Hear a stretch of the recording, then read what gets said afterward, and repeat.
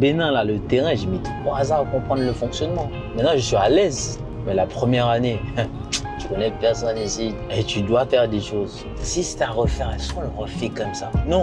Maintenant, par expérience, si quelqu'un vient, on peut lui conseiller de faire différemment. J'ai été amené ailleurs et je suis né ailleurs. Moi, j'ai pas besoin de test ADN. Je suis convaincu, moi, je suis un 100%. 100% béninois. Quand on dit on est haïtien, les gens nous disent ouais, bienvenue à la maison. On peut pas expliquer ça, il faut le vivre en fait. Même à l'aéroport, des policiers me disent mais tu es béninois, va faire ton passeport. Un policier qui me dit ça, c'est waouh. Lui, c'est Jean-Joseph Zéphir. Né en Haïti, grandi à Saint-Martin, il a tout quitté en France pour venir s'installer au Bénin avec sa famille. Si son rêve était de rentrer en Haïti, le destin en a décidé autrement. Aujourd'hui installé à Cotonou, il y a ouvert un restaurant aux saveurs antillaises et caraïbéennes. Le point de départ d'une aventure entrepreneuriale qui ne cesse de grandir. 3 ans plus tard, il a construit bien plus qu'un simple lieu de restauration. Car derrière ce parcours, il y a surtout un homme dont l'histoire et la philosophie de vie dépassent largement les murs de son établissement. Quand je l'ai vu, je lui ai posé 2-3 questions. J'ai dit ouais, lui là, je vais l'aider. Il ne faut pas juste lui donner quelque chose. Lui, il faut l'aider. Tu vas chez un Haïtien, tu ne peux pas avoir faim. Dans mon restaurant, l'argent ne peut pas empêcher quelqu'un de manger s'il a faim. Mon quartier à Saint-Martin, c'est ça. Il n'y a personne qui peut avoir faim dans le quartier. Ça n'existe pas. Si quelqu'un a faim, c'est que tout le monde a faim.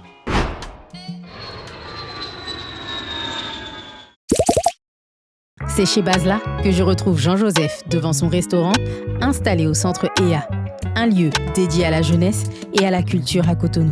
Très vite, Jean-Joseph m'emmène découvrir l'un des projets qui lui tient à cœur. Moi, je te parle du terrain parce que moi, des fois, le soir, à minuit, je vais sur la route des pêches. Je vais sur la route des pêches parce que pour gérer ça tellement lourd, obligé à battre tête, mon courage. On va regarder si t'es bien là. Ouais, je marche sur la plage, je dis, toi, je me parle à moi, je dis, toi, t'as un ouf, toi. Je te promets que t'as un ouf. Tu vas construire ça avec quoi, en fait? Après, je dis, hey, t'inquiète. Graisse cochon, pas le cuit de cochon. Donc, du coup, là, je suis en plein dedans, là. Je vais voir sur la plage, il y a une espèce de paillote qui existait. J'essaie d'avoir l'autorisation pour le récupérer. Je vais l'habiller avec bambou, fontiba et belle, couvrir de manière traditionnelle et tout ça. Et je vais le faire base à sous plage là aussi. En attendant de faire le projet définitif là. De faire là. le gros projet. Je vais te montrer un truc, tu vas halluciner. Dès que j'ai l'autorisation là, ce qu'on a l'intention de faire, tu vas dire non, toi là, t'es un génie. Je conjugue avec l'environnement. Okay. Et c'est ça que j'enseigne aux petits. Apprends à connaître ton environnement. Moi j'ai mis 3 ans. Hein. Bénin là, le terrain, j'ai mis 3 ans à comprendre le fonctionnement. Maintenant je suis à l'aise. Aujourd'hui je suis à l'aise. Mais la première année, tu te lèves la nuit, tu dis comment tu vas faire, tu connais personne ici. Et tu dois faire des choses. Et comment tu as fait sur le terrain? En fait c'est l'expérience, des échecs, des gens se sont moqués de toi ou t'ont doublé. Tu apprends au fur et à mesure. Et aussi, il y a des hommes qui ont vu que moi, j'étais différent, qui sont alliés à ma cause. Aujourd'hui, par exemple, moi, j'ai un électricien, je peux l'appeler sur un projet. Si à la fin, je lui dis rien, il part. Il part. De la même façon, je peux l'appeler aussi et je lui donne sans même demander c'est combien. Il y a des gens, j'ai une autre relation avec eux. C'est plus mon électricien, mon plombier, venez, c'est combien? Ah, c'est 5 000, non, c'est 2 000, ah, c'est 1 500. Maintenant, j'ai des partenaires, je peux même dire j'ai des amis. J'en ai pas beaucoup, mais j'ai 2 ou 3 personnes comme ça.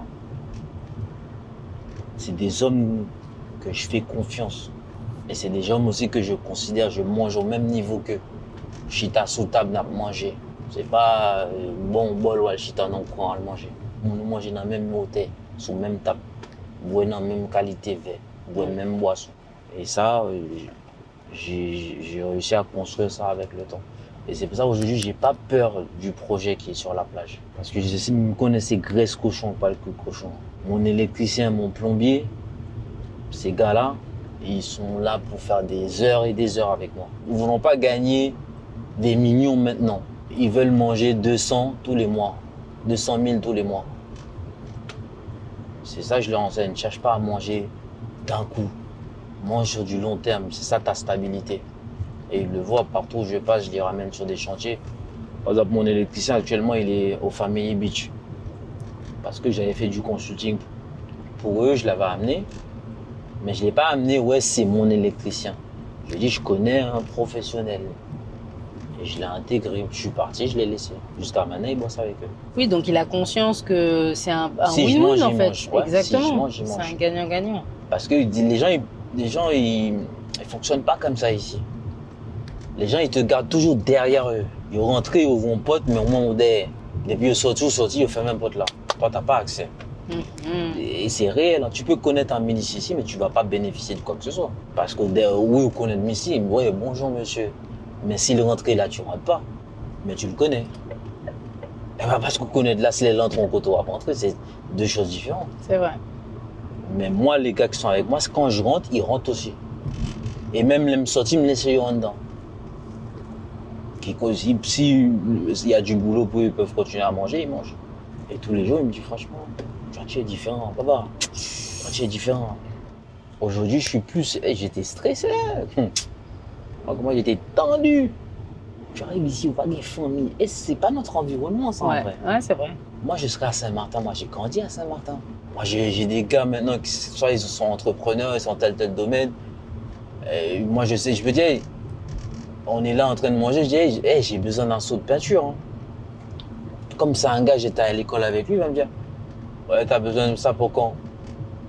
Ok, je vais gérer ça. Parce que c'est mon gars. C'est mais votre relation. ici, tu as qui?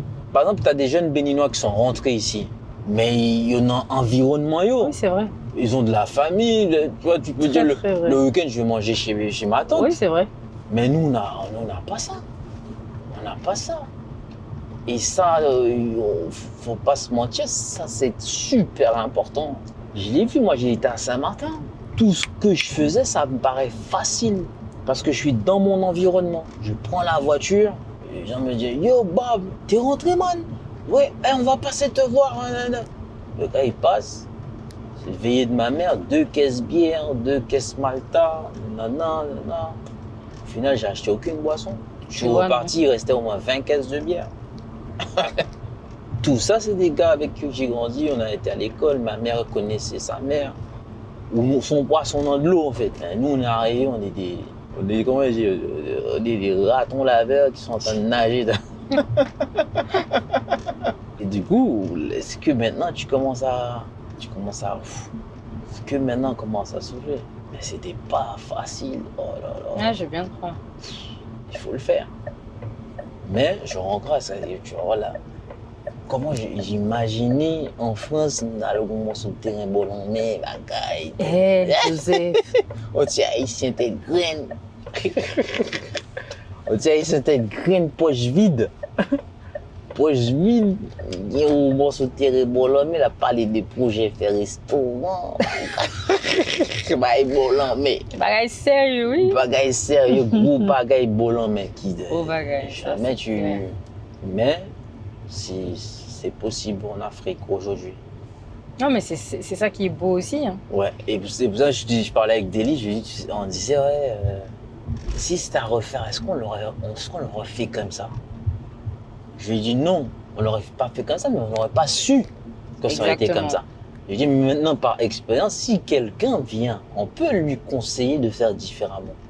La parcelle est là, juste en face de zone 5. C'est l'équivalent de 1050 mètres carrés. Donc en fait ça part de là, du poteau qui est là, jusqu'à là, ça fait à peu près 20 mètres de largeur. Et après ça va jusqu'à la plage là.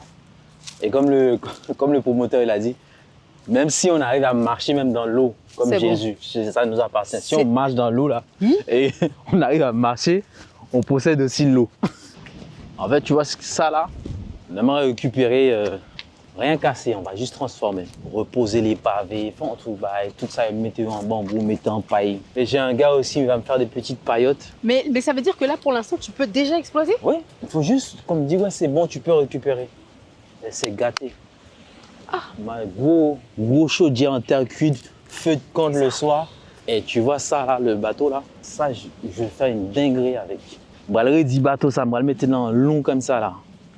Et je vais le faire comme si on paille. Ouais, on une espèce de paillote au-dessus Et là. on va monter, chita à manger, et le serveur vient te C'est servir. une ambiance, hein. Graisse cochon, rap de cochon. Ou bien. Parce que ça, il l'utilise pas, il est à l'abandon. Ouais, comme quoi, hein, tu prends les idées, tu Ouais, prends ce que t'as. j'ai déjà ramené le menuisier. On va couper et faire une petite table comme ça. Et tu peux circuler au milieu. C'est-à-dire le serveur, quand il vient, il n'a pas besoin de monter à bateau. Il peut te poser Ouais, ton assiette d'accord. ici. De l'autre Bien côté, vu. pareil. Sauf que nous, ici, on va mettre une coupée ou entrer avec un petit marche escalier pour que les clients puissent monter.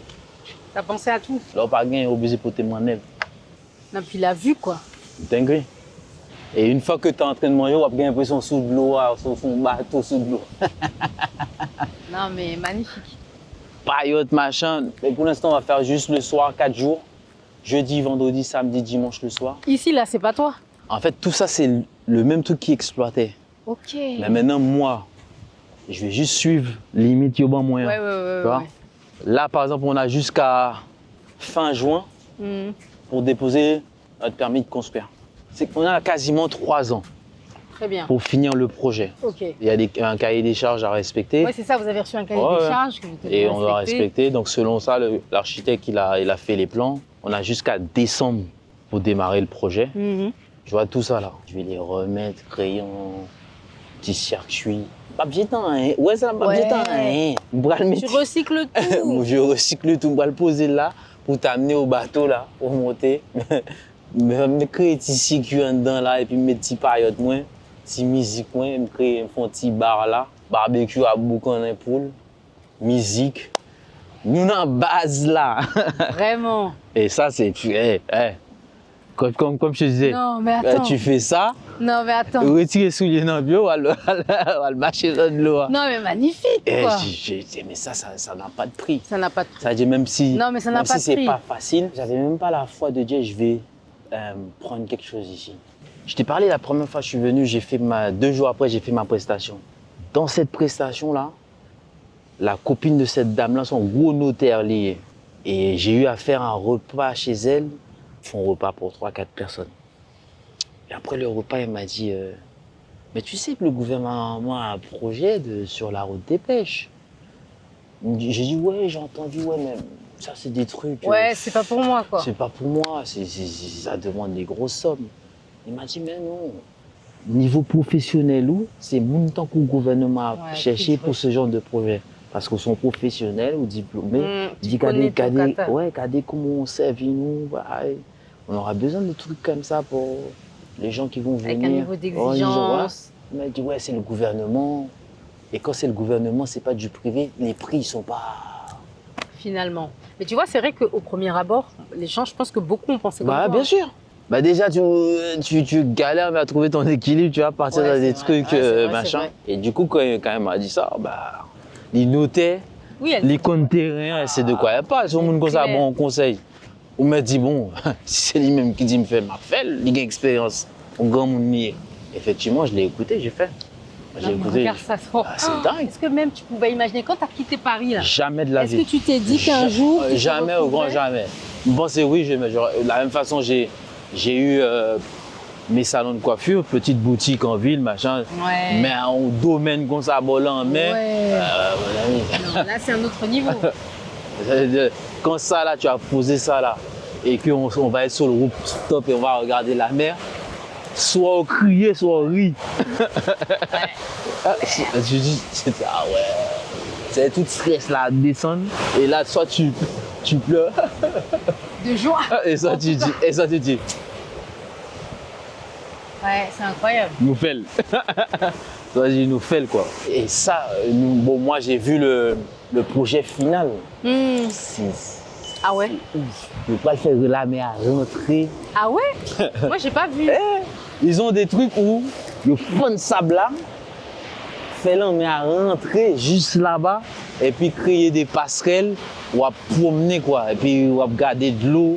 Je crois qu'on n'est pas prêts. Nous, non, on n'est Et pas tu vois, ça prêts. c'est un truc, je pense, mon absolu Nigeria, Niger, ouais. Burkina Faso viennent en vacances ici, et juste pour profiter de la route des pêches, je te promets. Ah, mais c'est. Je te promets. Est-ce que c'est pas déjà un peu le cas? Juste pour profiter du Bénin, Regarde. les gens viennent de partout. Ouais, là. regarde, tout ça là. Ça veut dire que les gens vont se loger ici et ils ont toutes leurs activités, restauration, bowling. Comme je disais, le plus dur, c'est de commencer. Et c'est pour ça que je fais tout pour avoir l'autorisation sur la plage, pour lancer Base la plage. Comme ça, une fois qu'on lance la Base la plage, comme je te dis souvent, c'est graisse cochon qui pas le cul de cochon. Ça veut dire Base là, tout ce qu'on va faire sur Base la plage, ça va servir à la construction de Le Zéphyr, le gros projet restaurant gastronomique. Le Zéphyr, ça va être un projet gastronomique, afrofusion, où tu pourras trouver l'igname pilé revisité, le diri sauce pois légumes revisité, la cuisine du monde, quoi. Donc, ça, c'est ce que tu veux faire à la plage? C'est ce que je vais faire sur la plage, vraiment. Le restaurant Le Zéphyr. Parce que le slogan du Le Zéphyr, c'est des saveurs d'ici et d'ailleurs. Et le vent Le Zéphyr, c'est un vent qui prend naissance en Afrique et qui parcourt tout le globe et on ne sait pas où il s'arrête. C'est ça l'esprit de la cuisine. Ça veut dire qu'on peut venir au Zéphyr et manger un plat, un bœuf bourguignon par exemple, tu vas revisiter avec des saveurs d'ici et manger un diri sauce pois haïtien, tu vois. Le Zéphyr, ça va être vraiment une cuisine du monde, mais vraiment travaillée aux standards gastronomiques pour la clientèle qui sera sur place. Là, on va aller voir Marie, ma poissonnière, depuis 3 ans. Chez Basla, rien n'est laissé au hasard. Jean-Joseph sélectionne lui-même chacun de ses produits. Au port de Cotonou, les arrivages du jour rythment le quotidien des restaurateurs. Nous poursuivons notre journée au marché de Ganry, l'un des principaux marchés de Cotonou. Entre les fruits, les légumes, les épices et autres condiments, Jean-Joseph y complète ses achats avant de retourner derrière les fourneaux. La nuit est tombée, il est désormais temps pour Jean-Joseph de retrouver l'endroit où tout prend vie, sa cuisine. Quand tu te retrouves comme ça dans ta cuisine en train de préparer ton événement, tu te dis quoi? Qu'est-ce que ça te fait? À Cotonou? C'est l'accouchement d'un bébé, quoi. C'est quelque chose qu'on a imaginé, qu'on a pensé. Et là, on le vit en réel. C'est plus dans la tête, ça s'est matérialisé. Et tu fais régulièrement des soirées comme ça au niveau du Oui, on fait centre des ou pas? ateliers. Et là, on est en train de développer vraiment en mode EA party. EA vraiment pour les jeunes. Accès libre, gratuit. Juste la nourriture et les boissons qui sont payantes. C'est important pour toi. À chaque fois, ça revient, cette notion de faire participer tout le monde, en tout cas donner l'ouverture, Tout à fait. l'accès du moins à tout le Tout à monde. fait. L'accès à tout le monde, ça veut dire qu'on veut exclure personne du miracle du Bénin. Le lendemain, nous retrouvons Jean-Joseph pour une nouvelle journée en cuisine. Au programme, préparation de pâtés haïtiens et d'autres spécialités de son pays. L'occasion de revenir sur le parcours qui l'a conduit jusqu'au Bénin et sur les origines de sa passion. La cuisine, ça vient de ma mère. Je suis tombé dans la cuisine parce que ma mère avait son petit fast-food devant la maison à Saint-Martin. Elle travaillait à l'hôtel la journée et elle faisait le free-taille le soir à partir de 18h. Et un après-midi, elle est rentrée en retard. Et je me suis dit, bon, moi je vais faire la mise en place pour elle. Oh, Donc j'ai assaisonné le poulet, j'ai tout fait comme si c'est elle qui était là. Et après quand elle est venue, elle m'a dit mais qui a préparé la mise en place? Je lui ai dit c'est moi. Du coup elle a mis sa main dans l'assaisonnement, elle a goûté. Nous les Haïtiens on sait pas nous surtout les mamans, on ne sait pas exprimer leurs émotions. Merci chérie. Elle a dit mais c'est bon, maintenant c'est vous-même qui avez fait assaisonnement poulet. Je suis tombé dedans comme ça. Validation. Donc maintenant c'était tous les jours, l'après-midi c'est moi qui assaisonnais le poulet et c'est comme ça est venu l'amour de la cuisine. Au début c'était juste pour faire plaisir à ma maman parce que bon, je voyais qu'elle partait travailler, elle venait fatiguée. Ouais, pour l'alléger quoi. Pour l'alléger. Après bon, on prend plaisir. Hein. Bon, moi j'aime manger aussi. Bon après dans les études j'ai fait de la comptabilité mais après je me suis rendu compte que j'étais pas un homme qui est fait pour être assis derrière un bureau. J'ai eu mon diplôme et après je me suis vraiment mis à fond. Et en parallèle, je travaillais en cuisine le soir, sans être un professionnel, Sans être formé sans être nécessairement. formé. Mais après, je me suis dit, bon, je vais en faire mon métier. Et est-ce qu'il y a un plat comme ça que tu aimes faire en particulier? Est-ce Moi, qu'il y a c'est- des plats qui Ouais, te... moi, c'est le poisson. Premier abord, ça donne pas envie.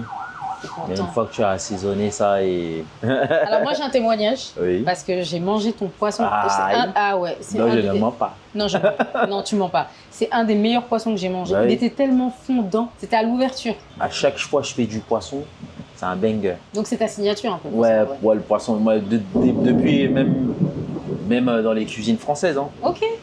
Poisson, dès qu'il s'agit de poisson, on sait que c'est Jean-Joseph. Mon plat qui m'a fait rentrer dans dans la cuisine au Bénin, c'était un dos de meuron, beurre blanc et petites carottes glacées. J'ai fait ce plat-là et les gens ont dit mais on n'a jamais mangé un poisson comme ça au Bénin. Ça fait que jusqu'à maintenant, je bosse avec les mêmes personnes tu vois, grâce à ce poisson. Ouais, grâce à ce poisson.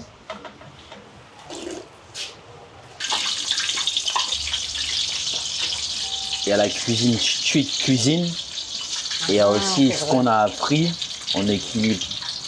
Là, on fait le pâté cordé, mais on va en faire une cuisson comme on l'a appris à l'école en fait.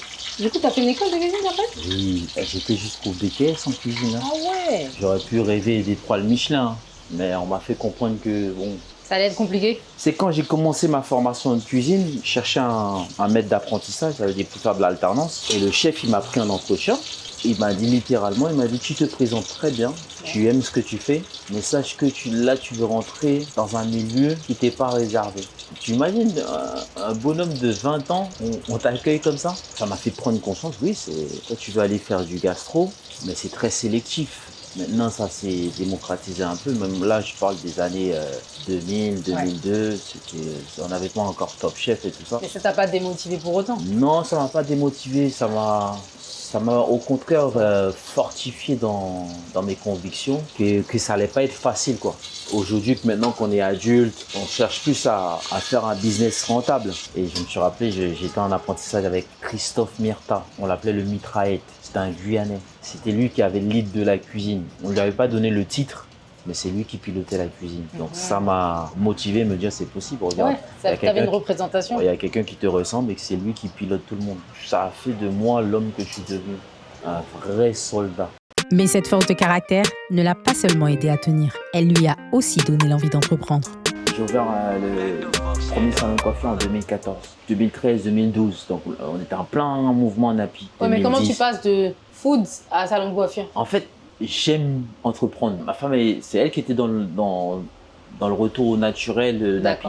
Et on est parti faire son big shop dans un salon de coiffure. Et quand on est arrivé, on ne comprenait pas sa démarche. Pourquoi elle veut enlever la partie qui est défrisée? Elle a dit non, je veux garder ce qui est naturel. On est ressorti de là et elle n'était pas satisfaite de la coupe. Et de là, je lui ai dit, tu sais quoi? Nous, on va créer un concept. Justement, on va encourager les femmes à garder leurs cheveux naturels. Et on a appelé ça Roots Coiffure. Et on a eu les salons pendant 10 ans. On a ouvert un dans le 12e et un à Pierrefitte. On a fait ça pendant 12 ans jusqu'au Covid. Moi, je suis comme ça. Moi, j'arrive. Il y a un problème, tu apportes une solution. C'est ça un business. Effectivement, c'est vrai. Roots Coiffure, on connaît dans le 12e. Et on en est fiers. Bon, vous allez manger un peu. Wow. C'est moi quand je commence à parler business. Ben non, mais c'est trop bien. Ben non, mais en même temps, tu as eu 1000 vies dans une vie. Qu'est-ce que je te dise? L'histoire des salons, c'est infime encore. En fait, à l'époque, les salons de coiffure, soit tu étais en banlieue. Merci. Soit tu étais en banlieue ou soit tu étais Château d'Eau, tu vois. L'avantage, on avait la ligne 1, métro Rue Diderot. Donc les gens quittaient la banlieue pour venir dans le 12e. La caméra veut manger? C'est super bon. Petit poisson, on va le faire fripo là. Je vais le faire à la poêle et je vais finir au four. Là, c'est de la dorade. On marine la marinade à la haïtienne, à épices. Ouais. Et après, on vient le paner un peu dans un peu de farine pour amener un peu plus de croustillant. Là, on ne va pas l'immerger dans un bain d'huile. On va le faire à la poêle, branche de thym, un peu d'ail, l'arroser, finir au four. Direction le four. Là, c'est gros bagaille où vous fait là. Pour l'instant, je m'occupe de lui, on va dire. Adopté, il faudrait peut-être que j'aille à la mairie. J'ai rencontré sa maman qui vit à Porto Novo. Depuis le début de notre rencontre, un prénom revient sans cesse, Junior. Mais qui est ce jeune garçon auquel Jean-Joseph semble tant tenir? Quelqu'un l'a vu, il est en train de vendre ses bonbons, je sais pas où là. Et la personne était émue de voir un petit en train de vendre des bonbons et des biscuits. Il a dit, mais qu'est-ce qu'il fait, machin? Et il a dit, ouais, moi, je suis un orphelin et c'est un monsieur, un haïtien qui m'a recueilli, je le ressens. Et le monsieur voulait avoir confirmation. Est-ce que ce qu'il raconte, c'est vrai? Parce qu'il y en a beaucoup qui racontent des histoires. Et donc, je dis non, c'est mon petit qui est là. Et il est où d'ailleurs, Junior? Il doit être en train de hustle. Quelque part. Quelque part en train de vendre des bonbons et des biscuits. Je me suis dit, dès le premier jour, j'ai vu un débrouillard. C'est quelque chose d'inné. Soit tu l'as, soit tu l'as pas. Ça s'apprend pas. Tu peux apprendre un métier, mais le hustle mindset, c'est l'instinct. Et ça, c'est ce que tu as trouvé chez lui, hein? Tu m'en parlais. Direct. Moi, quand je l'ai vu, je lui ai posé 2-3 questions. J'ai dit, ouais, lui là, je vais l'aider lui. faut pas juste lui donner quelque chose. Lui, il faut l'aider. Et pourquoi justement tu as eu cette volonté-là? Est-ce que tu t'es reconnu peut-être un peu en lui? Moi, quand je l'ai vu, moi, je me suis vu. Ouais, c'est ça. Quand il est venu, il m'a dit, ouais, monsieur, bonjour, est-ce que vous pouvez me donner des vêtements? Il y a quelqu'un qui demande des vêtements, ça veut dire qu'il veut rester propre et ça veut dire qu'il n'a pas, une maison. Donc, il commence à me questionner. Mais sauf qu'il veut garder sa dignité. Et ça, c'est très important. Et à partir de là, je lui dis, qu'est-ce que tu fais? Il me dit, ouais. Et là, il me montre. Il a fait des petits cartons, 1, 2, 3, des numéros. Et je lui ai dit, tu fais quoi? Il m'a dit, je fais garde vélo. Les gens, ils se gardent des vélos. Lui, il s'est mis en mode, comme les gars qui font le parking. Bah, lui, il fait parking vélo. Ça s'apprend pas en fait. Tu scrutes ton environnement et ton instinct de survie t'appelle à ça. Ouais, c'est pas un enseignement. Et je suis parti, j'ai pris un gros panier de plein de chaussures qu'on avait ramené de France, machin, qu'on stockait sur le balcon. J'ai tout ramené. J'ai dit, tu vas laver ça, tu vas mettre ça à sécher. Après, tu vas les vendre. En une journée, il a tout vendu. Rappelle-moi, il a quel âge, Junior? 14 ans. Ouais. Bon, 14 ans en âge, mais bon, les sacs de ciment, là, ils l'ont tassé. Il ressemble à un enfant de 10, 11 ans. Il y a un truc que je dis, lui, il a le il n'y a pas de mots pour dire ça. Il a faim. Moi, je l'ai aimé, hein. Je te jure, quand je l'ai vu là, j'ai dit. Moi, mais tu sais, lui, là, j'ai une cliente qui est dans le studio là. Et ben, j'ai parlé de lui, ben, elle est venue manger, elle l'a vu. Elle a parlé à sa fille m'a envoyé de l'argent pour lui. En fait, la nature t'accompagne. Mon étoile soumissier. Ouais, mais t'es un outil aussi. Hein. Ben, tu sais, moi, et c'est pour ça, moi, comme je disais à ma femme, moi, je suis bien ici, moi. Tu parles du Bénin? Bénin, ici, à Pakpa, au centre EA. En fait, ici, d'un point de vue business, j'étais bien à la Vive. Plus de clients. Mais d'un côté humain, ici, ça me rappelle Saint-Martin. Donc, du coup, tu vois, je cherche voir comment je peux aider ces jeunes-là dans ma cuisine, comment je peux les aider à être bien, quoi, tu vois. Je crois que moi, ici, ça m'a rappelé, hey, n'oublie pas qui tu es, en fait. Et en vrai, là où je me sens vraiment vivant, là, c'est là, en fait. À voir ces gens, ouais, qui sont dans le besoin, mais qui veulent quand même. On est là aussi, quoi. Ouais, c'est ça. Donc, moi, ça, c'est mon adolescence. Saint-Martin, Hamon-Dupont, ça, c'est moi. Junior, petit comme ça c'est Haïti. Ce cocktail de vécu. Il est transposable, totalement. Ouais. Et c'est là, et c'est réel. Donc, du coup, je conjugue avec tout le monde. Mais là, on commence à voir qu'est-ce qu'on peut faire pour que tout le monde le gars qui sort avec sa copine et qui a envie de dire je vais payer quelque chose pour ma copine, quoi. Parce qu'on ne se rend pas compte, 5 000, c'est une journée de travail ici. Bien sûr. Donc il faut qu'on pense à cette réalité-là aussi. Ouh là là. Mais le poisson chante. Ah, il est beau, hein. Il est beau. Ok. Là, on va se faire des petites bananes pesées. Déjà, rappelle-nous, c'est quoi les bananes pesées? Donc, c'est des bananes. Coupe l'extrémité. Donc, après, on découpe. On plonge dans un bain d'huile. Après, on va les peser. Ben, j'ai un client, je lui ai dit banane pesée. Il m'a dit, j'ai beaucoup aimé les bananes pressées. Mais ça fait plaisir, tu vois. Un Béninois qui dit, oh, j'ai beaucoup aimé. Et c'est ça aussi le plaisir, voir que, en fait, le plaisir de faire plaisir. C'est pas quelque chose qu'il a l'habitude de manger. En plus de ça, il te dit, j'ai beaucoup aimé. Je dis, waouh, t'as gagné. Rappelle-moi, t'es d'où, toi, en Haïti? Akin. Mais bon, j'ai quitté Haïti, j'avais 8 ans. Je me rappelle de Akin, chez ma grand-mère, les arbres fruitiers, la montagne, on fait monter le cerf-volant. Cap. Toi, t'as pas connu ça, toi? Non, mais moi, j'ai connu quand même les montagnes, parce que nous, on est en Miragouane. Et en fait, quand on partait avec ma mère, vu qu'on était en dehors, on quittait chez mon père en haut 6e pour aller Kakolo. Mais en gros, mon père, il était dans les mornes. Ma grand-mère maternelle, elle était tout en bas, dans fond, quoi. Dans la ravine. Dans fond, comme il disait. Ou elle n'en fond. Et le truc, c'est que ma mère, elle nous prenait. Et en fait, on partait genre en randonnée pour aller voir ma grand-mère, tu vois. Et des fois, j'y repense parce que genre, ouais, il n'y avait rien. Ouais. C'est-à-dire que quand tu descends comme ça, les ravins, là, tu vois ce que je veux dire? Et des fois, je me dis, mais attends, mais elle était quand même... C'est Elle ça. osait quoi. On avait 7 ans, comme ça on était Ouais. derrière elle et puis on descendait. C'est l'instinct. On s'arrêtait à la source quand on avait Ouais. soif. On Ouais. buvait dans de l'eau. Non mais moi j'ai des souvenirs de ouf, hein. Mais tu vois, Franchement, et c'est incroyable. Ben, quand Tu tu es vois déconnecté de tout ça, tu te dis, mais c'est ouf quand même. Mais C'est en fait, mais ouf. quand tu es dedans, tu Oui, es en ouais. connexion. Ouais. Mais ça, c'est les meilleurs moments de ma vie. Hein. Cette notion de pauvreté, moi, je l'ai appris quand j'ai grandi. Hein. Ouais, pour Haïti, mais Ouais. c'est ça. Mais je suis totalement d'accord avec toi. Et je comprends ce que tu veux dire. Et je pense que c'est pour ça, tu vois, que mon père, il a fait l'effort de nous y emmener très tôt et pendant très longtemps. En tout cas, jusqu'à notre majorité. Parce qu'en fait, il voulait qu'on comprenne qu'en Ouais. fait, Haïti, c'est pas que ça, là. Moi, je connaissais tous les pieds mangos, pieds Tu vois, goyaves, non? sapoti. Tu dis, à 8 ans, ton enfant, il est dans la forêt, quoi. Mais sauf que pour nous, c'était notre terrain de jeu. Enfant, nous, on se promène seulement, on va chercher les fruits. Non, c'est des bons Moi, souvenirs. hein. t'as porté des non, t'as pas porté de calebasse. Non, mais je l'ai fait juste pour les vacances. Pour les tu vois vacances. ce que je veux dire? Parce que je voyais mes cousines, donc je les accompagnais, mais c'est pas moi qui portais. Et même aller chercher l'eau, là, c'était une sortie. Hein. Les gens, ils se donnaient rendez-vous. Tu vas pas chercher l'eau juste pour aller par l'abri là-bas. Et moi, c'est ce que je regrette pour mes enfants. Et c'est pour ça que, tu vois, de temps en temps, j'ai envie de monter chez le Père Dja. Ouais. Tu sais, c'est ce côté... Ce rapport à la terre, la nature. Ouais, la nature. Ouais, je suis d'accord. Bon, la session de pesée. Bon, normalement, les mamans haïtiennes, ils utilisent 2 morceaux de planche. Nous, c'est une corne à pâtisserie. Ça colle pas dessus. Et après, on fait quoi? Et Ah après, ouais. on vient juste racler comme ça, on pose.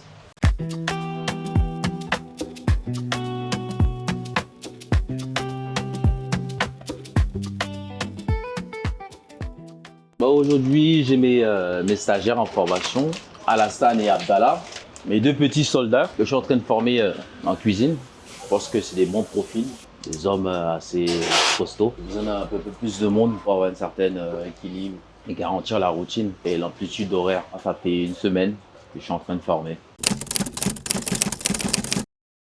Dis-moi, Junior, depuis que tu as rencontré Tonton, comment ça se passe? Ça se passe bien. Qu'est-ce que tu dirais que tu apprends aux côtés de Tonton? Je dis si ça va, je vais commencer le code. Et puis, ce qu'il m'apprend par rapport à l'aide, comme il m'avait fait, moi-même je le ferai si je deviens grand. Quelle est la première chose peut-être que Tonton t'a appris ou que tu as appris à ses côtés? Comment donner, et comment se garder, et comment sortir, comment gagner. Qu'est-ce que tu préfères quand tu es avec Tonton? C'est bon, le comportement, oui, c'est bon. Parce que je ne savais pas que je pourrais croiser quelqu'un comme ça. C'est ça, quand je me lève, je prie beaucoup. Que Dieu lui donne la santé pour qu'il s'occupe de moi et puis de ses enfants. Et toi, t'aimerais faire quoi plus tard, Junior? Le foot, Oui, t'aimerais devenir joueur de foot professionnel? oui. Junior, je l'ai rencontré devant le centre EA où se trouve notre restaurant Basla. Il était dans une phase où il avait besoin d'aide. C'est un enfant qu'on avait mis sur un chantier depuis l'âge de 10-11 ans. Et arrivé au moment, il a fui le chantier parce que à cet âge-là, on n'a rien à faire dans un chantier, à porter des sacs de ciment. J'ai cherché à connaître un peu plus son histoire. Après, j'ai su, son père était décédé. Et voilà. Une Junior, pour moi, c'est un investissement. J'ai investi dans l'humain. Lui, je suis sûr, lui va devenir un grand homme d'affaires. Et il va aider pas mal d'autres jeunes. Peut-être lui-même, il va financer des centres, des orphelinats, des choses comme ça. Et je l'éduque à ça. Je l'apprends à aimer les gens, à aider les gens. Par exemple, hier soir même, il y avait quelqu'un qui dormait devant le centre. Et je l'ai vu dormir toute la journée. Et quand je suis rentré, lui, il allait se coucher. Je lui ai dit, tu as vu ce monsieur toute la journée? Il m'a dit oui. Je lui ai dit, tu as donné quoi pendant cette journée? Il m'a dit rien. Mais je lui ai dit, moi, je lui ai donné une bouteille d'eau. J'ai dit, mais maintenant, on va lui donner à manger. Donc c'est ça veut dire qu'on ne doit pas être indifférent à ce genre de choses. Et ça, c'est très important. Et s'il a ça en lui, même si demain il gagne des millions, il ne va jamais l'oublier. Parce que l'argent doit servir à ça, en fait. Bon, moi, je m'appelle Jean-Joseph Zéphir. Je suis né en Haïti. J'ai grandi à Saint-Martin. Ma maman, Hermita Zéphir, malheureusement qui est décédée l'année dernière, qui m'a enseigné la cuisine et l'art de la débrouille. Est-ce que tu peux nous dire un petit peu qui était Jean-Joseph avant le Bénin? Jean-Joseph avant le Bénin, entrepreneur, chef de cuisine à Paris, propriétaire de 2 salons de coiffure, à Mac Roots Coiffure, la beauté au naturel, un dans le 12e et un à Pierrefitte. Pourquoi tout quitter et venir finalement s'installer au Bénin? J'avais l'envie de partir, pas forcément venir au Bénin, mais de partir. Première chose, ça a été de retourner en Haïti. On avait déjà fait 2 voyages en Haïti. J'avais construit un élevage de cochons créoles. C'était déjà en train de tout se clôturer pour rentrer. Mais après, il y a eu l'assassinat du président. Donc là, on a commencé à penser à l'Afrique. Faire un road trip sur l'Afrique. On avait déjà fait le Sénégal. On a fait la Côte d'Ivoire. On est venu au Bénin, on est parti au Togo. Arrivé au Bénin, on s'est vraiment senti... La sensation qu'on a eue quand on était en Haïti, on l'a ressenti au Bénin. Donc on a dit, ouais, on va poser les valises ici. Quel a été le véritable déclic en fait dans tout ça? Bon, je pense, véritable déclic, j'ai commencé à me poser des questions en me disant... on passait beaucoup de temps au travail, on ne voyait pas assez les enfants. Et j'entendais des chefs de cuisine dire qu'ils n'avaient pas vu leurs enfants grandir. Et donc je me suis dit non, peut-être je voulais pas la même chose pour mes enfants. Donc on commençait à réfléchir, à partir et à chercher une meilleure qualité de vie. Pourquoi finalement le Bénin plus qu'un autre pays africain? Le Bénin nous rappelle un peu Haïti, parce qu'Haïti, c'est Haïti. On est d'accord. Qu'as-tu ressenti la première fois du coup que tu as posé les pieds ici au Bénin? Pas quand je suis descendu de l'avion. Ma femme, oui, dès qu'on était en train de survoler Bénin, elle m'a dit je crois que c'est mon pays ici. Oui, dès l'avion, elle m'a dit ouais, je crois que ouais, moi c'est le Bénin, je crois. Alors que moi, c'était quand j'étais au marché. Les mamans au marché m'ont parlé en fond. Et moi, j'ai souri, j'ai rigolé. Et ils pensaient vraiment que je comprenais. Je comprenais les vibrations. Je comprenais pas les mots, mais je comprenais les vibrations. J'ai ressenti la même chose comme si j'étais en Haïti. Juste quand je comprenais pas la langue. Même, je comprenais ce qui se passait. Et c'est après, je dis, moi, je comprends pas le fond. On m'a dit, mais ton visage, tu es du Dahomey. Et là, j'ai dit, moi, j'ai pas besoin de test ADN. Je suis convaincu, moi, je suis un 100%. 100% béninois. 100% béninois. Ça veut dire, c'est juste, j'ai été amené ailleurs et je suis né ailleurs. Mais sinon, là, je suis 100%. Comment se sont passés, on va dire, les premiers mois ici, l'adaptation au Bénin? Personnellement, je suis avec une idée précise dans ma tête. Je vais arriver hustleur, je vais prendre un local, je vais ouvrir un fast-food et ça va être ça mon business. Hop, hop, hop. En 6 mois, je suis lancé. Mais non, ça c'est pas du tout passé comme ça. Ouais, en fait, quand on arrive au Bénin, je pense qu'on arrive comme un...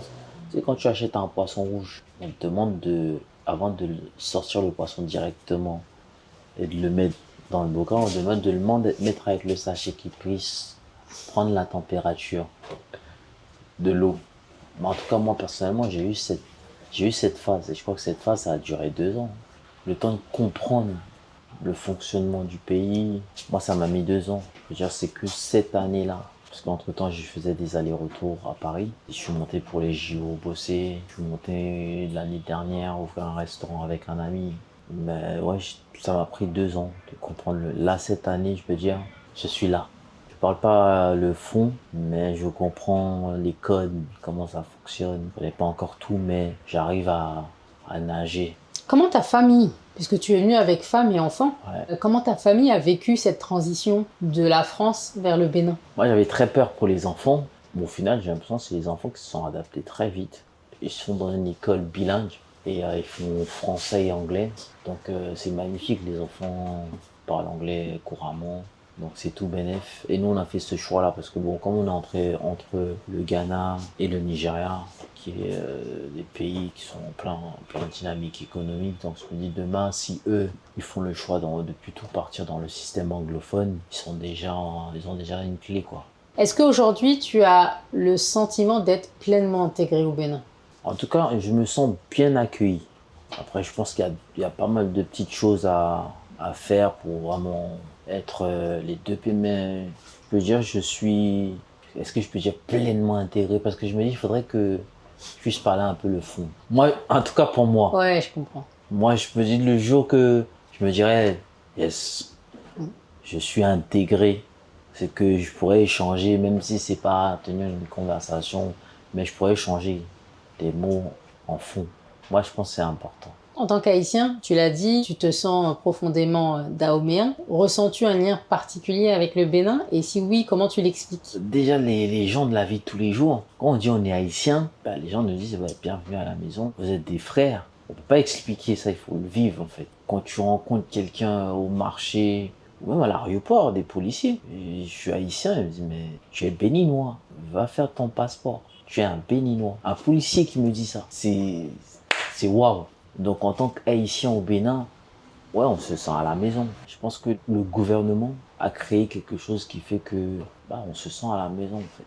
Comment t'es venue l'idée de créer Basla? En fait, Basla, c'est une idée qui date depuis le début de mon mariage avec ma femme. Et en fait, ma mère avait un fast-food à Saint-Martin. C'est là que j'ai appris la cuisine, très jeune. Puis l'âge de 9 ans, j'ai assaisonné le poulet, pickles, faire le banane pesé et tout ça. Et après, à Paris, il y a eu le début des camions. Tu sais, les camions qui faisaient les poulets boucanés, les food trucks. Et avec les amis, on se disait, on a le base là. Ça, c'est nous, on disait pas on va au food truck, on a le base là. Et comme c'était notre slang, c'est comme c'était notre slogan, après j'ai dit, tiens, je vais en faire une marque. Et Tu rappelles ce que ça veut dire du coup, Basla? Ouais, c'est la base, c'est les fondamentaux. Tu avais donc ce projet qui est né en France, dans ta tête, c'est ça? En France, dans ma tête, ouais. Tu es venu le concrétiser, on va dire, Concrétiser. Ici au Bénin. Au Bénin. C'était une façon de partager. Nous, les Haïtiens, la nourriture, c'est très important. Quand tu vas chez un Haïtien, tu peux pas avoir faim. Même moi, dans mon restaurant, l'argent ne peut pas empêcher quelqu'un de manger s'il a faim. L'argent ne peut pas t'empêcher de manger chez Basla. Ouais. Parce que nous, la nourriture, c'est sacré. Ma mère, personnellement, quand elle fait à manger, elle quantifie pas combien de quantité de riz elle va faire. Elle fait à manger. Parce qu'elle dit, on sait jamais si quelqu'un passe. C'est vrai, hein, c'est comme ça. C'est comme ça. C'est comme ça. Donc moi ici, si un jeune qui vient, il me regarde, je sais s'il a faim ou pas. Donc je lui demande, tu veux quelque chose à manger? Et je lui donne à manger. C'est vraiment des bases communes, hein, parce que tu vois, moi depuis tout à l'heure, je t'écoute parler, j'ai l'impression d'entendre mon père. Hein. Ouais, c'est haïtien. It's Haitian. C'est haïtien. Et moi c'est d'où je viens, mon quartier à Saint-Martin, c'est ça. Il n'y a personne qui peut avoir faim dans le quartier. Ça n'existe pas. Si quelqu'un a faim, c'est que tout le monde a faim. Qu'est-ce que tu veux transmettre justement à travers Basla? Ouais, Basla, c'est le partage. Basla, c'est pour tout le monde. C'est pas quelque chose de sélectif. Le mec en cravate, costume cravate, le gars qui sort du chantier, le jeune qui est en claquette. Et est-ce que tu dirais que justement ce que tu proposes ici, à savoir la nourriture caraïbéenne, antillaise, haïtienne, est-ce que tu dirais que cette proposition, elle est bien reçue par le peuple béninois? Au début, un peu hésitant, mais après, une fois qu'il goûte, tu vois, ouais, c'est bon. C'est validé. Une loi permet aujourd'hui aux afrodescendants de demander la nationalité béninoise. Où est-ce que tu en es, par rapport à cette réflexion? Est-ce que c'est quelque chose qui te parle? Moi, je me suis toujours dit, quand je suis arrivé au Bénin, je me suis dit, moi, j'ai même pas besoin de faire de test ADN. Moi, je sais, je suis béninois 100%. Moi, ça vibre à l'intérieur de moi, c'est réel. Et donc, du coup, tu as opté pour les démarches, comment ça se passe? On fait les démarches, on fait la demande de naturalisation. Très bien. Enfants, femmes, tout le monde est naturalisé. Oh, félicitations. Ah oui. Donc, tu es effectivement béninois. 100%. Ça fait combien d'années que tu es là? On va dire 3 ans. 3 ans. Quel conseil tu donnerais aux Jean-Joseph qui débarquaient au Bénin il y a quelques années, il y a 3 ans? L'idée qu'on se fait de l'Afrique en étant à l'extérieur de l'Afrique ne matche pas avec la réalité du terrain. Parce qu'on s'imagine, on rentre en Afrique, c'est le CFA, c'est l'Afrique, tout coûte moins cher, donc ça va être easy. Mais non, ça sera pas easy, c'est même plus dur d'entreprendre ici. Il y a plus d'opportunités, mais c'est plus dur d'entreprendre ici. Il y a plus d'opportunités, c'est plus facile. Facile dans le sens les démarches, tu as l'argent, tu fais les démarches, tu lances. Mais amener ton business à l'équilibre, en vivre de ton business, c'est plus difficile. Parce que y a pas la clientèle n'est pas encore là, la masse on veut dire. Le volume qu'on devrait avoir pour qu'on soit à l'équilibre. Il n'y a pas encore ce volume. Beaucoup de personnes souhaitent revenir, d'accord, en Afrique, et souhaitent emprunter peut-être le même chemin que toi. Du coup, quels conseils pratiques tu leur donnerais? Je dirais de ne pas tout idéaliser. venir prendre la température. Par exemple, moi, j'aurais peut-être, si j'avais quelqu'un comme moi, ici, qui a déjà, on va dire, comment ils appellent ça, hein, Ouais, qui a déjà tâté le terrain, qui a qui déjà tâté connaît. le terrain, qui commence à être un peu stable, avoir un mentor, un coach qui est déjà sur le terrain, qui a déjà fait les faux pas, qui a déjà fait les erreurs qu'il fallait faire parce qu'il fallait prendre la température du terrain, dans se brûler. Et avoir ce coach-là pour éviter de se brûler et perdre du temps. Je pense que ça c'est quelque chose qui est très important. Avoir un système de coaching. Moi, quand je dis coaching, c'est pas des gens qui te vendent des formulaires, le terrain. Viens avec moi, je vais t'amener au marché de Caen. Voilà, ça se passe comme ça, tu vois, ça il te dit 1500, mais en vrai tu peux l'acheter à 700. Pour tout ce qui est plomberie, je connais quelqu'un, lui il est fiable, ça fait 2 ans que je bosse avec lui, il me connaît, il va pas te faire n'importe quoi si tu viens de ma part. Des choses comme ça, on se rend pas compte. Par exemple, rien qu'en plombier, le fait qu'on est nouveau, on est des touristes, bah, un truc qui devait coûter 1000 francs, on le paye 10 000 en fait. Et en 3 mois, ton économie part en fumée, t'es dégoûté. Et ne pas, comment dire, ne pas venir, ne pas chercher le confort qu'on avait à Paris ici. Je pense que dans les débuts, il faut pas chercher ça. Ça se construit, tu penses, Ça avec se le temps. construit avec le temps. Parce que chercher le confort qu'on avait à Paris, ça veut dire qu'on va dépenser de l'argent qu'on n'est pas en train de gagner. Dans ta quête entrepreneuriale, est-ce que tu as connu des difficultés ou est-ce que tu trouves qu'au contraire, ça a été quand même assez fluide de venir entreprendre ici au Bénin? Après, moi c'est un peu spécial. Moi, par exemple, j'ai quitté Paris et je savais que j'avais une prestation qui m'attendait au Bénin. Je suis arrivé au Bénin 2 jours après, j'étais en prestation. Faire un repas pour 80 personnes. Et c'est ce repas-là qui m'a ouvert d'autres portes sur d'autres prestations, faire d'autres connaissances. Donc effectivement, tu n'es pas arrivé avec peut-être la même configuration que beaucoup. Ouais, moi, je suis arrivé avec un mot de boldness. Je venais avec le je connaissais personne, j'avais pas de matériel, je connaissais pas le marché, je connaissais pas de fournisseur, mais j'ai une amie qui est installée, qui m'a dit ouais, j'ai pensé à toi pour une prestation. Moi j'ai dit à la cliente, vous inquiétez pas, je ferai tout pour vous donner de satisfaction. Et l'histoire a été lancée. Est-ce que tu as quelque chose qui te fait dire aujourd'hui que très clairement tu es là où tu dois être? Cette année, j'ai gagné en sérénité. En fait, j'ai mis dans la balance ma vie à Paris et je vois tout ce que je suis en train de faire ici. J'aurais pas, ce que j'ai actuellement ici ou ce que je suis en train de faire ici, j'aurais pas eu accès à Paris. Et je trouve que c'est valorisant ce qu'on fait ici. Petit clin d'œil à Haïti. J'ai porté mon t-shirt Haïti parce que hier il y avait les Grenadiers qui jouaient face au Maroc et qui ont quand même marqué. Merci. 2 buts. Après 52 ans de non-participation à la Coupe du Monde, donc on est très fiers d'eux. Qu'est-ce que tu as ressenti quand tu as regardé ce match et surtout, qu'est-ce que cela dit selon toi de la résilience du peuple haïtien? Comme souvent j'ai dit, il y a dans des situations où je me trouve, et même des fois je le répète avec toi, et j'ai dit on est haïtien. N'est-ce pas? Ouais. C'est un ressenti. C'est un ressenti. Ça veut dire des fois même quand c'est difficile, tu te dis hey, je suis haïtien. L'histoire, le peuple, même l'équipe, il n'y a pas de terrain d'entraînement dans le pays. L'équipe, il n'y a quasiment aucun joueur qui est né en Haïti. On a su créer quelque chose pour Haïti. C'est vrai. Ben, c'est l'histoire même d'Haïti en vrai. Ouais. Et ce qui est magnifique, j'ai l'impression, dans cette équipe, ou même l'énergie qui dégage sur les réseaux à l'étranger concernant Haïti, j'ai l'impression qu'on a une génération qui n'est pas né en Haïti, mais qui est plus haïtien qu'haïtien. Et ça, c'est fort. Et ça rejoint même l'esprit même du père de la nation, Jean-Jacques Dessalines. Il a même dit aux Polonais qui étaient venus se battre contre les Haïtiens, qui se sont retournés contre l'oppresseur, à l'indépendance, ils sont devenus des Haïtiens. Parce que l'haïtien, c'est pas une couleur de peau, c'est un état d'esprit. Et c'est ce que tu portes dans ton cœur. C'est ça qui fait de toi un haïtien. C'est pas ta couleur de peau.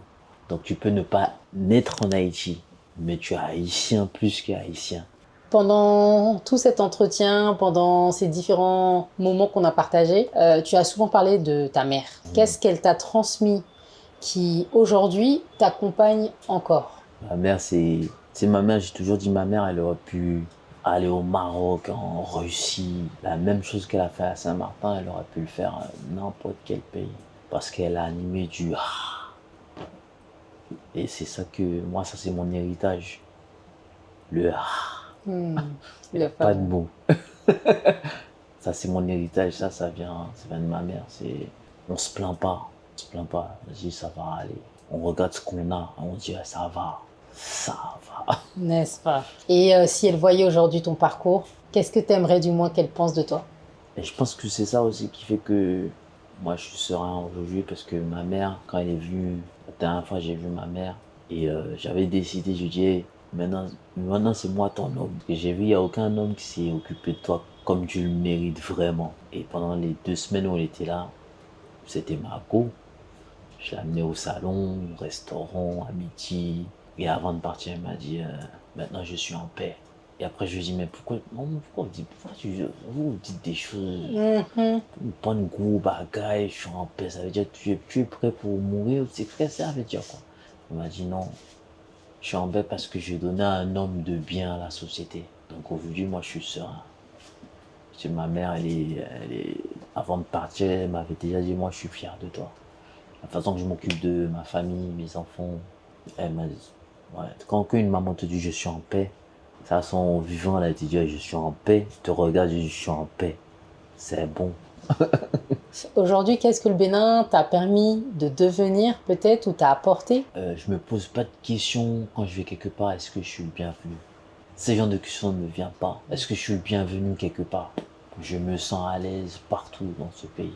Et ça n'a pas de prix. De pas être en train de dire, qu'est-ce que l'autre pense? Est-ce que l'accent c'est bon?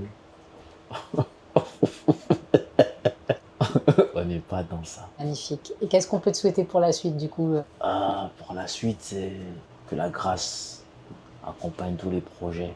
On prie toujours, on dit, nous, on veut pas juste pour manger, mais on veut avoir à manger pour aussi donner. C'est ça la prière.